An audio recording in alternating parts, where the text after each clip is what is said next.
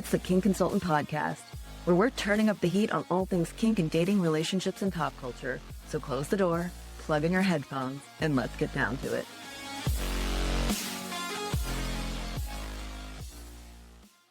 Hey everyone, welcome to this week's episode of The Kink Consultant. I am delighted to be joined by Dr. Tara, who I had the pleasure of being on her podcast, Luvbites, earlier this year. And now I am honored to have her on mine. Welcome, Tara. Hello, so excited to be here, the Kink Consultant. I'm so excited to have you on. I had a ton of fun recording with you. I'm not just saying it. I think I told you this. It was one of my highlights of my year. Oh, I love that. Yeah, that episode was so brilliant and it's doing so well. Lots of people find it really helpful and everyone's watching. There's a lot of views on YouTube, so definitely want the listeners here to go watch it because Amanda, the Kink Consultant, she has dropped so many gems. Oh, thank you. I know we threw some real stuff on that episode, right? Yeah. We went everywhere from diaper to pee to poop, everywhere. Yeah, all things kink. But that's the thing, like normalizing these things and helping people feel less shameful is so important. And I think that's like the Lord's work. And you're doing important things. And I'm just so excited to be able to come on your podcast as well. You are equally doing important things at a very high level. Front and center stage. Today, we're going to talk about the book that you just released this year, your work as a professor, and even some TV work you've done over the past few years. Lots of interesting things going on. So it's really, thank you so much for saying that. It means a lot coming from you. Of course. Yeah. I noticed like all the things that you do. Oh, you're so sweet. So Dr. Tara, you are a tenured professor of relational sexual communication. What are you teaching? What falls under that?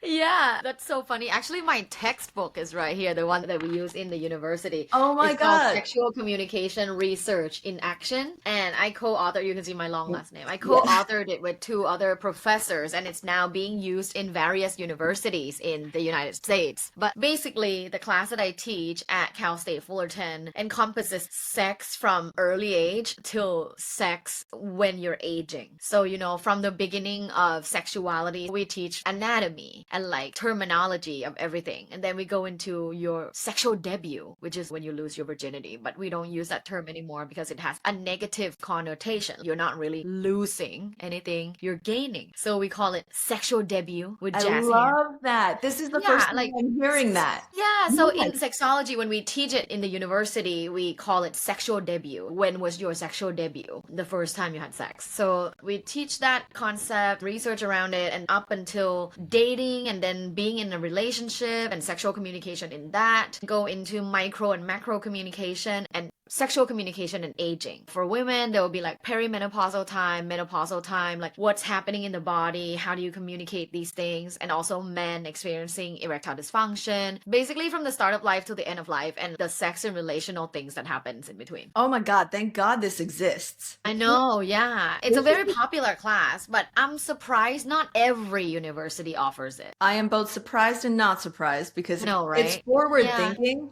but there's not one person who's going to listen to this and think, oh, that's not necessary. That's extremely important information. It's like the guidebook to life that you're not getting. Exactly. It's like, I want someone to teach me this class and how to do taxes. Yes. Real shit, I know. I would say I was a naturally good person when it came to sex and sexuality. I had a very open-minded mother who was very openly so lucky. communicated. I was so lucky. Do you know she was on my podcast earlier this year? That's how lucky I am. I love that. She did a great job. But taxes, money, I have zero comfort with anything to do with that. You're right. That's why I have a tax consultant. But that's the thing. The hardest things to talk about in life is sex and money. And when you're you really master one, the other one is still there that you have to master. Isn't it really funny? And you're shamed in both instances. If you're not good with money, if you're not good at sex, if you don't walk that line perfectly, especially on the sex side, there is a lot of societal shame in the work we do trying to peel away. That's why we're always censored. Oh my God, I was thinking about that.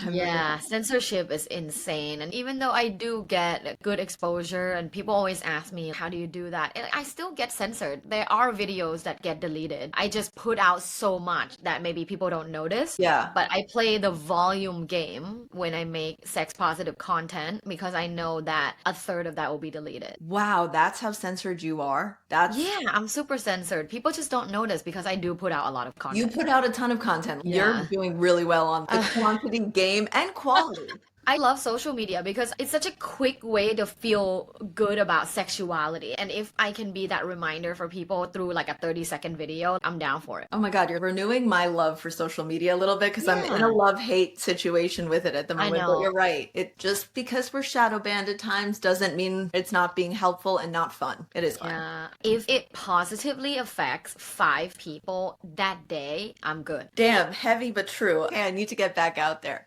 Okay, Yes. so your work spans basically all of sexuality. The university course, it's geared towards communication. Each of those steps in life and what happens in your sex life, what is the communication function in it? So it's like geared towards communication at every step of your sexual and relational life. And I think my work also surrounds that because I wouldn't say I'm an expert on all things sex. Obviously, there's so many things I don't know. A lot of kink stuff I don't know. Tantric sex, I don't know much about it at all. And then there's the whole world of fetish and BDSM, all of those things I don't know much about. But when it comes to sexual communication and the social scientific research in how to have a great sex life, what aspects to think of when it comes to taking care of your sexual wellness, how do you make sure that you feel sexually satisfied in a relationship? I have all those tools, just not particularly with the kink or the deep topics of those things. But on my podcast, I love talking to people like you and other experts that are more specific on things. I recently had a cuckolding couple on my show talking specifically about their cuckolding journey. And I always find that so fascinating because I only know about it through my academic lens. Yeah. But people who actually do it have so much more knowledge. Oh, it is an actual fact, right? When you do it, you Yeah. go through it. But even for me, I know I call myself the kink consultant, but it's impossible to know every kink fetish and understand it thoroughly. It's through talking to people. And I do the same thing on this podcast. I invite Yeah. people who live a very specific lifestyle or have a very specific fetish to talk about it Yeah. more openly. Anyone who is listening needs to check out Dr. Tara's podcast, Luvbites. That's LUV bites, as opposed to how you probably imagined it being spelled, because you have such interesting guests. And my favorite thing is you go there with every question. If a question pops into your mind, it's getting asked, and it's Yeah. the questions we all want to know. Yeah. My brand is say what the fuck ever.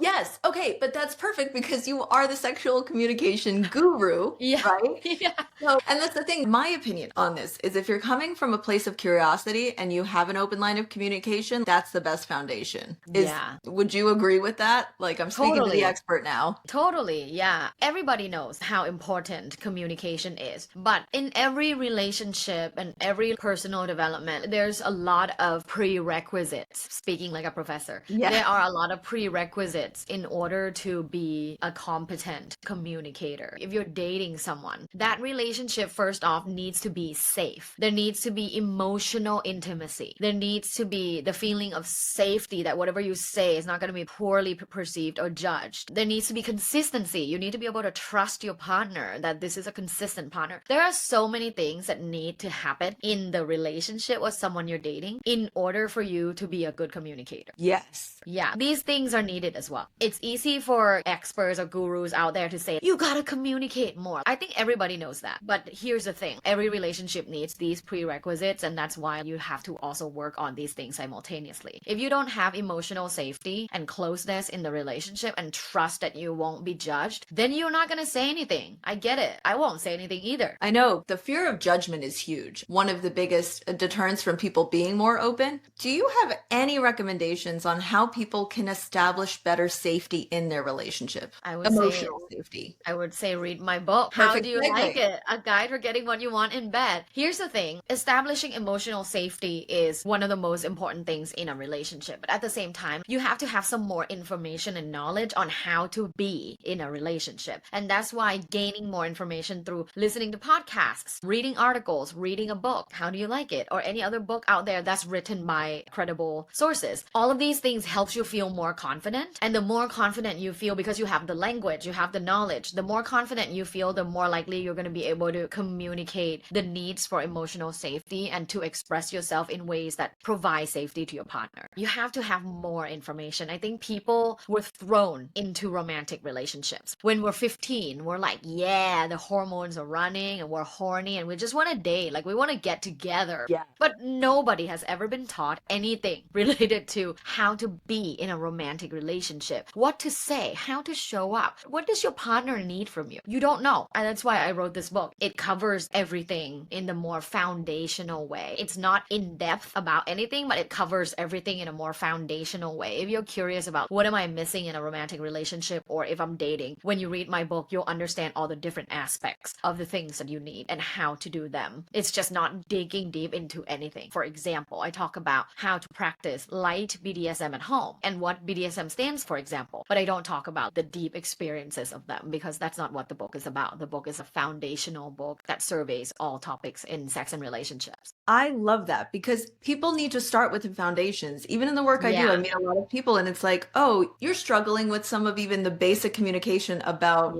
sex in the first place. And I do view BDSM and you can do it at a beginner level, but you need that foundation of communication. So it's super important to have that. Okay. But talking about emotional safety, I think the most important thing that you can do for your partner is whenever they express something, don't give any sort of hint of judgment. No judgment whatsoever. So let's say your partner is voicing a concern. I just don't feel that much in sync with you. I feel a bit disconnected with you for the last few days. Instead of being defensive, like, why? Why would you think that? Instead of saying that, go, I hear you. I'm here with you. And let's make you feel better. What can we do to make you feel better? That's all you need to do. People need to understand that you're in this together. It's teamwork. It's group project. And instead of defending, like, why? What's wrong? What did I do? It's not about you. They don't feel good. Just say, I'm sorry you're not feeling good. I'm here with you. I'm listening to you. What can we do? That's all you have to do. And that's providing emotional safety. Over time, that type of response, the openness and the understanding and the empathy creates a lot of emotional safety. And I think we can all do that better. Amen to that. It's what we all want. We just want to be heard and accepted. Yeah. Men and women. No one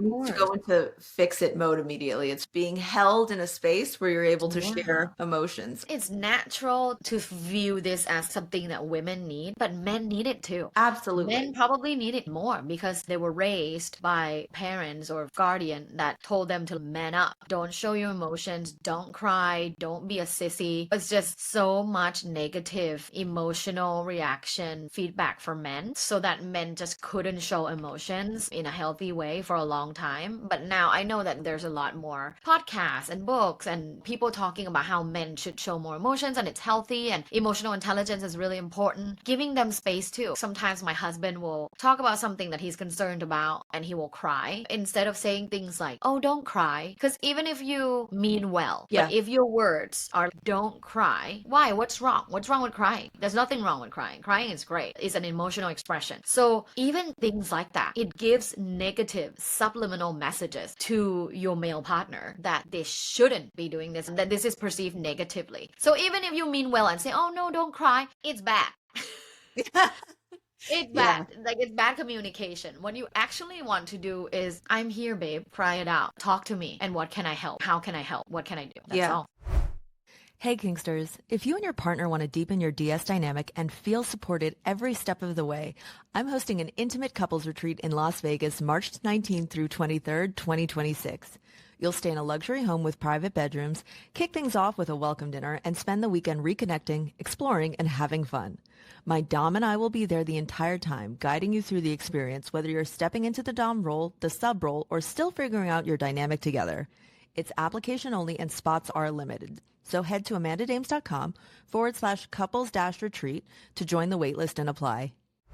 Yeah. Okay. I'm letting that land because I will admit to it. Sometimes defensiveness is my first thing because I'm like, it's my fault. I need to fix it. Yeah. And that's an important part of it. You hear something, you feel a certain way, take a deep breath and just remind yourself this isn't all about me. Even if it's a little bit about you, it's not. Yeah. You got to make space for that other person's emotions. I love hearing this from you. I'm literally having a moment right now. I'm so lucky I get to talk to all of these interesting people on the podcast. I love that. I think gratitude is really important too in a relationship. what you just said, that's the feeling of gratitude. I try to feel that consciously every day. Now I get to be with Amanda, the King consultant, for the next hour. I'm so grateful. And in a relationship too, when you look at your partner or someone you're just starting to date, you look at them, you want to feel grateful. If you look at them and you feel annoyed, or if you feel tense, or if you feel like, oh, not them again, that's time to reevaluate if that's a good relationship for you. Or if you need to have a big conversation to change that. Because when you look at your partner, you should feel grateful. Oh, damn, that's heavy stuff because you're basically saying these are the moments that if you're not feeling that, you need to look at the whole relationship.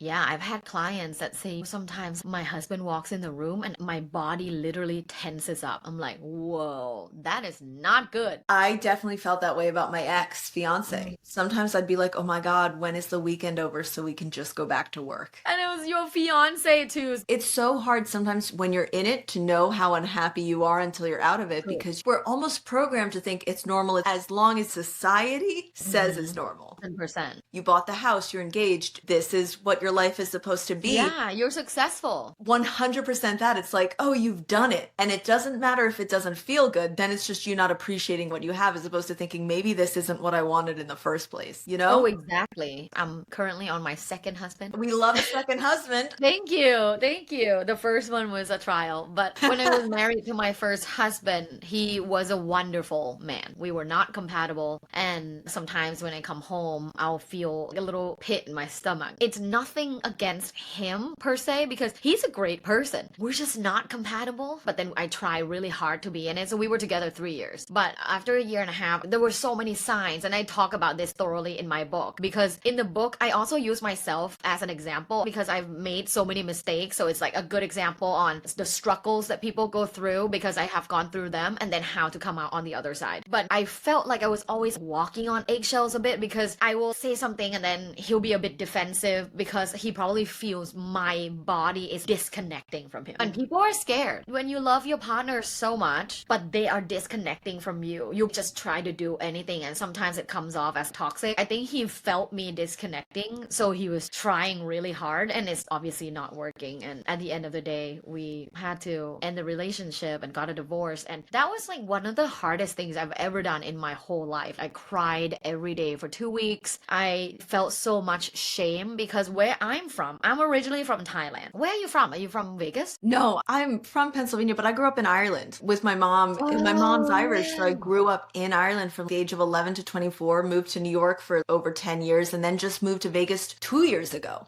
Oh, okay. I've So you've moved lived around. in different places. I Yeah. grew up in different places. And then culturally, Yeah. my dad's from Iran, my mom's from Ireland, so I was first generation American. But a lot of different cultural things around ideals and relationships and what you're supposed to want. Oh, yeah. Both Irish and Iranian don't get a divorce. Yeah, no, Culture. 100%. Even Yeah. getting a divorce in Ireland until recently was extremely difficult. For me, going through that, and also being a professor that teaches about healthy sexual communication, relationship satisfaction, but yet here I am in a failed marriage. Wow. Huge shame. I worked really hard to overcome all of that, but now I am so grateful that I've gone through divorce because now I can relate to millions of people. Literally, divorce rate is 50%. So I can relate to millions of people that have gone through it and are now like, oh my God, how do I feel more confident in dating? How do I communicate about sex now after I divorce? Like, I talk about all of that in my book. If you have never gone through divorce, you have no idea the complexity of feelings when you go through divorce because you feel hate, you feel angry, you also feel sad, you also feel a little bit pathetic, you also feel really happy and liberated and free, but you also then feel sad again and depressed, and then you also feel really excited. It's a crazy time right after you get a divorce. I would say 3 to 6 months. It's like a really crazy time mentally. So I eloped when I was 20 and have my own divorce story from that, but it's Oh my God. I'm going to tell you what's different. We broke up. I say this because we didn't align on the kink side. He was completely vanilla and I wasn't, but great guy. No issue with him, but I was a lot younger. I was so young and I'm grateful I was so young. But I think that as an adult, my ex-fiance and I had been dating for 7 years before we broke up. And I'm actually really grateful we didn't do a big wedding or any type of wedding in front of people and then have to get the government involved. It was enough to sell our house together. I cannot even imagine the extra work of actual divorce paperwork and lawyers. We didn't need lawyers to sell a house. We just sold it. There's so many added layers, I think, from the Mhm. outside of what a divorce must be like. And then Yeah, I can relate just going through a breakup and being the kink consultant. And it's like, oh, we're supposed to listen to you for advice. There's a lot of exactly. shame in that. Exactly. Yeah. And now with my husband, I literally use all of the tools that I had but did not use with my first husband. When we first met, I told him the hardest two things to talk about, money and sex. I immediately had the question of number one, the way I grew up in Thailand is my dad is a provider and he takes care of the family, and that's what I'm looking for. So I first off talk about money and how that works if you're dating me and if we're getting married. I love that. Basic, only dating a provider. Number two, sex. I'm naturally a non-monogamous person, so I want to practice ethical non-monogamy, and whatever it looks like for us, we can talk about the boundaries or what we want to explore, but I will never be monogamous. I am a non-monogamous person, maybe polyamorous, it depends on who I'm with, but basically that's the relational and sexual structure that I'm interested in. So I put that out there, the hardest things, sex and money. This is my stance. And here we are, 6 years later. He loves me for who I am. He actually really loved that I communicated all of that on the first date, because he's like, okay, now I know what you're about, what you stand for. I know what I stand for. I can step up to that plate. Yeah. So yeah, happy ever since. Did you tell other people you were dating on the first date, or did you see something in him where you were like, this is someone I want to be with, so I'm going to be open with him? I saw something. Okay, that Yeah, makes a lot I of saw sense. something in Yeah. him. He is very open-minded. He used to be a dentist and he quit it completely to pursue art. He's now an oil painter. And I've seen from your Instagram that sometimes you share when you go to an opening, he has beautiful art. Thank you. You both are quite creative then. Yeah, Some people might not think social media is creative. I think it's very creative. I love your content there, but it's very creative. It needs a yeah, lot of creativity to be interesting and engaging. engaging. And you have Um, so much great energy, which I know you're bringing here to the podcast today. And I can Thank only you. imagine, were you energized every step of the way with writing the book? I want to understand the process. What made you decide I have enough knowledge now, I'm writing the book? I think there were three signs for me. Okay. One was I started having a lot of fans and followers on social media that I just thought like I should create like a sex Bible, something that has everything that I know on a nutshell, right? A foundational way, not too deep, but has everything in it for my fans and followers so that they have this one book that they can like always go to and refer to. So that was the first sign of my social media blowing up, and I just feel like it's a good group of people to have this with them. The second one is I started having literary agents reaching out to me and say, hey, do you have an agent yet? We want to represent you. And I had to interview a few of them because obviously not all of them give me a good deal. Yeah. There's quite a few that are sharks. So be careful, guys out there, if you want to write a book and want to get a literary agent. But basically found this woman who reached out to me on LinkedIn, and she's amazing and she has been a great advocate for me. So then when I started having agents reaching out, I'm like, oh, wow, maybe that's a universal sign that I should write a book because all these literary agents think I should. And then the third sign was I felt comfortable in my own, because I started this book 2.5 years ago. Wow. At that point, it was after I got tenure at my university and I was at the pinnacle of my academic career. So at that point, I had the confidence to write my own book and use my own voice and share my personal experiences. So yeah, the confidence that came from getting tenure and becoming a more badass professor, and then the agents reaching out, and then my social media blew up. So I just thought, you know what? There's so many signs. I'm just going to do it. Hey Kinksters, if you ever thought I want to play but I don't even know where to start, I've got you. My personal and completely free BDSM checklist helps you and your partner build a tailored yes, no, and maybe list. You'll figure out what sounds interesting, what actually lights you up, where your desires overlap, and where the sexy adventure begins.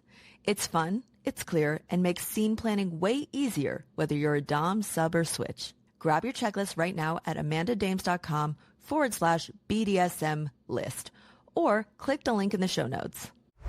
Good for you. Had the literary agents reaching out as well. Yeah, but then I also don't think people need to wait until an agent reach out to them to write a book. If you have a passion, you can reach out to them. They're always interested in receiving pitches. You're like a motivational speaker on top of everything else. Again, to your energy, I love it. Yeah, I'm always like, yes, you can do it. You can. I know couples need this. It doesn't matter if you're just starting dating someone or been in a relationship for 20 years. If you're having trouble with some of this basic communication around sex and relationships, People not getting what they want in bed, I think, is one of the saddest things ever because, in a lot of ways, it is one of life's few free pleasures. You meet someone and you're able to have this magical connection, but it's not magical. You talk about it, you explore it, you share what you're looking for, and then you get to a good place. The foundation is important, and you're helping people achieve that. I always tell people, listen, we're humans. We need these three things: eating, talking, fucking. Yes. And in all these things, you need to educate yourself. Eating. If you are not eating well, you're gonna get sick. You're gonna die early. That's just the thing, is you gotta eat healthy, but you gotta learn how to eat healthy. What are some of the things that are healthy for you? There's learning into that. Yeah. Same with talking. I know that there's talking like we're talking now. Why do I need to learn? Like I learned how to talk since I was 3. But there's a difference between just talking versus effectively talking. Yeah. And I think the book talks about various different topics and various different ways to effectively talk. And then fucking. People often say to me, oh, even animals fuck. Why do we need to learn anything? It's natural instinct. Sure, I feel sad for your partner. Like, who said that? So many people have said that to me, usually men. Okay, I feel sad for Yeah. your partner too. Yeah, usually men at networking or dinner parties. I'll sit next to someone, they'll be like, oh, what do you do? And then I talk to them, and then they're like, oh, I don't need help in that. We're animals. Like, we have natural instinct. I'm just like, I really want rolling to my talk to eyes. their partner. Please Exactly. bring me your partner so I can verify all of this information. I Okay. bet she has never come in her life. Anyways, faking it. yeah, Yeah. I think talking and fucking are the things that I love educating people about, and that's what the book is about. It covers many different topics, from communicating about frequency, communicating about your preferences, communicating about kinks, and then how to bring things up if it's an issue. If your partner has sexual dysfunction, how to bring those things up, or if you have sexual dysfunction, how to bring it up, how to bring up use of porn, how to bring up you want to start sexting. What do you do if you want to start sexting? There's so many different communication related things in the book that I think if you read the book or listen to it, it's on Audible, Spotify. If you just listen or read the book, you will learn at least 10 new little skills to improve your life in general. I want to assign this to all of my clients as a prerequisite. I know. Please read this because I It's work a with a lot really of good couples. prerequisite. Yeah. Yeah. And then we'll work together. I love that. I see how everything you've mentioned is a common topic that comes up with people in my DMs on social media. People ask these questions so regularly, and I'm so excited that I now get to point to your book directly and all of Yeah. the information in here. But Well, you- the very first chapter talks about what is your sexual profile, and it is a sex personality test. So once you take the test in the book, it will tell you what your acronyms are. Mine is DKFA, dynamic, kinky, flexible, animalistic. And that is how I describe myself as a lover or my preferences in bed. Even if you just read or listen to the first chapter, you already learn so much about who you are sexually and have the terminology, the language to talk to your partner about your preferences based on this test. That's why reading also is so important. So many people just need the language. To your point on talking, we just need the Yeah. words to be able to communicate how we're feeling. And I know that sounds easy. Oh, we're taught to talk from the age of 3. But until you can populate a menu of what you want or what you're looking for, really hard to do without the language. You're right. And you know, even me recently learned that I am into kitchen table poly. When I teach about this class, I don't necessarily go in depth about polyamory. I talk about what polyamory is, how it's positioned within overall E&M, but I don't go in depth about the 30 different kinds of polyamory. Then I learn for myself because we have been non-monogamous since the start, but we mainly go to sex parties and stuff. It's been more recently that we started dating other people in a romantic relationship. So we have transitioned into just general E&M to poly. Yeah. And now that we're poly, I had to learn the different types of poly because I'm like, okay, what type of poly am I? And then I learned that's what I want. I want kitchen table poly. I want all of us to hang out and be together. And my husband is dating a woman and she's cool. And we met before we follow each other on Instagram. She came to our house for dinner. It's cool. I like kitchen table poly, but that's the thing. This is my case in point. I didn't even know that word. I Yeah. didn't even know that that's what I want, but now I know I can't stop saying it. I keep I telling love people it. that's what I'm into. Kitchen table poly. See, you bring this energy to everything. I can Yeah. see how excited you are, and you're like, this is who I am. And that I'm is. so excited because people are like, oh, so how does it work? I'm like, we're just kitchen table, babe. And are you dating anyone seriously right now? Yeah, I'm also dating someone in the UK. So I see him when I'm in the UK and I spend most of my time in the US with my husband. I don't date anyone right now in the US. So Okay. I separate it that way, UK, US, but they know about each other and hopefully they can hang out one day. But since he's abroad, it's hard. But the person that my husband's dating is in LA, so it's easier for all of us to hang out. Easier in that way. Yeah. Okay. There's just so much love in it. I love it. I Oh, really love the expansiveness of it. oh, I love that. And expansiveness is a great word. It is just like a growing, Yeah. your kitchen table grew.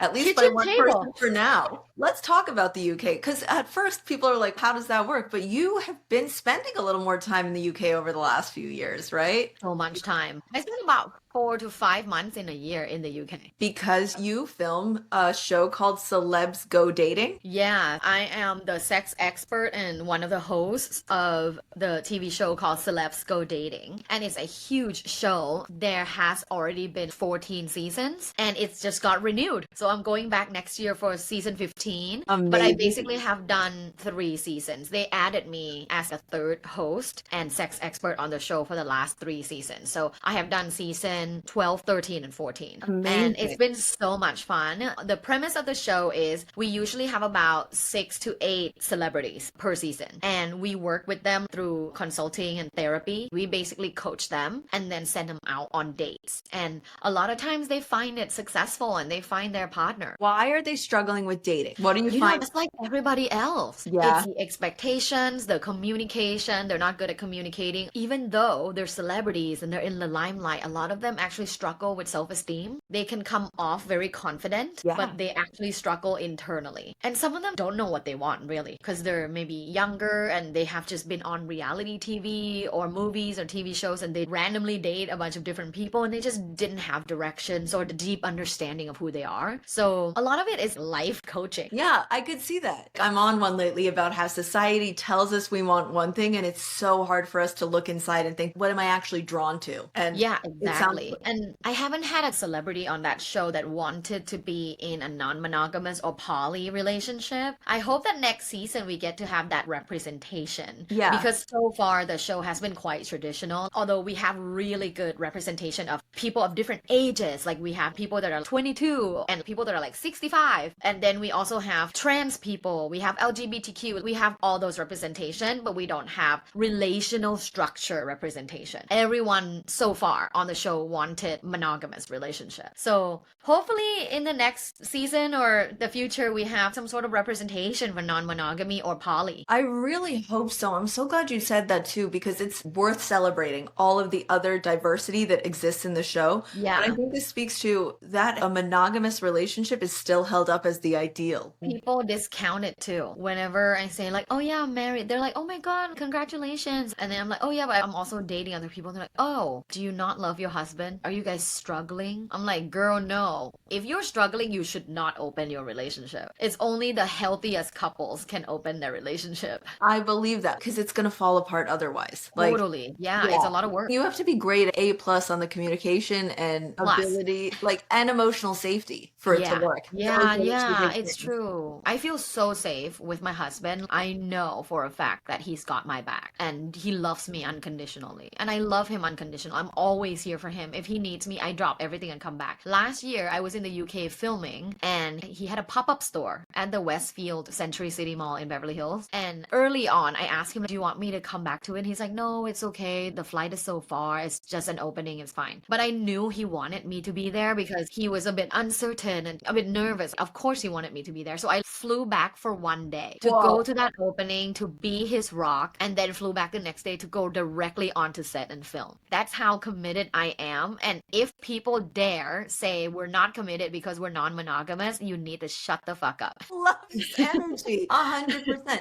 Also, it's just angers me that people feel that they can even have an opinion on your relationship. They're not in your relationship. No? Exactly. But people will always have an opinion, which is fine. Freedom of speech, whatever. Yeah. At the end of the day, right? I am here to be an example of a healthy relationship. And whenever you're ready to receive this guidance, information, and inspiration, I'm here, babe. Yeah. Do you touch on it in the book, Polyamory? Yeah, Okay, yeah. I talk awesome. about polyamory and statistics around it and how to successfully have the early conversation. I did not talk in depth about it because it's not a book about poly. Yeah. There are so many good books. I think one of them is called Open Secure or something like that. Polysecure. Yeah, Yeah, Polysecure. yeah. Yeah, I like that book. Polysecure. And then there's also, what was it, 2+1 or something like that. There's quite a few There really are a in lot of depth. books. I think Like, Polysecure is probably one of the most popular ones, but yeah, yeah, you're right. There is a ton, and this is like the intro. So yeah. everyone needs to go out and get Dr. Tara's book, How Do You Like It? A Guide for Getting What You Want in Bed, because that is, yes, that is what we're all about. We want people to be having the sex lives they hoped they would have. All the Yeah. orgasms, all the intimacy, all of the self-expression they're looking for, and having Totally. the tools. All right, Dr. Tara, thank you so much for coming in. Thank you so much for putting the work into getting this book out into the world. This is such important knowledge for people to have, and you've made it so accessible. Thank you so much. And thank you for having me. I notice and I know everything that you're doing. I think it's incredible work that you're doing, and you're helping destigmatize something there's huge stigma around that. So I'm so grateful to be on this podcast. Thank you for having me talking about the book. How do you like it? And yeah, I highly recommend everyone get this book. It's your sex Bible. You will find a link in the show notes so that you can go straight and get your copy now. All right. Thanks for coming on, Dr. Tara. Of course. Thank you. If you enjoyed this episode, don't forget to subscribe, leave a review, and share it with anyone who might find it interesting. And if you have any questions or topics you'd like me to cover in future episodes, feel free to reach out. Email info@thekinkconsultant.com. Until next time, keep on kinking on.